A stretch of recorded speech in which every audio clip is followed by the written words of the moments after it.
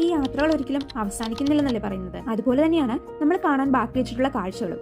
എന്നാ പിന്നെ കഴിഞ്ഞ വീഡിയോയിൽ നമ്മൾ അവസാനിപ്പിച്ചിടുന്നത് തന്നെ തുടങ്ങാം അല്ലേ? വെയിൽസിൽ തന്നെ ഏറ്റവും പ്രശസ്തമായ മ്യൂസിയത്തിനെ മ്യൂസിയം ഓഫ് വെൽഷ് ലൈഫ് എന്ന പേരിലും അറിയപ്പെടുന്നുണ്ട്.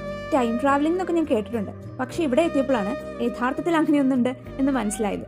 നമ്മളിവിടെ ചെല്ലുമ്പോൾ നമ്മളും ആ കാലത്താണ് ജീവിച്ചിരിക്കുന്നത് എന്നൊരു തോന്നൽ നമ്മളിൽ ജനിപ്പിക്കും. കാരണം എന്താണെന്ന് വെച്ചാൽ അന്ന് യൂസ് ചെയ്തിട്ടുള്ള എല്ലാ സാധനങ്ങളും തനതായ രീതിയിൽ ഇവിടെ ഡിസ്പ്ലേ ചെയ്ത് വെച്ചിട്ടുണ്ട്. കൂടാതെ ഒരു ഡീപ്പ് എക്സ്പ്ലനേഷനും അവരിവിടെ ചേർത്തിട്ടുണ്ട്. ഏറ്റവും ഇൻട്രസ്റ്റിംഗ് ആയിട്ടുള്ള ഒരു ഫാക്ട് എന്താന്ന് വെച്ചാൽ നമ്മുടെ കുട്ടികൾക്ക് ചരിത്രം കളിയിലൂടെ പഠിക്കാൻ ഒരു അവസരം ഇവിടെ ഉണ്ടാക്കി വെച്ചിട്ടുണ്ട്. അതിനായിട്ട് ഇന്ററാക്റ്റീവ് ഡിസ്പ്ലേകളും ലൈവ് ഡെമോൺസ്ട്രേഷൻസും ഇവിടെയുണ്ട്.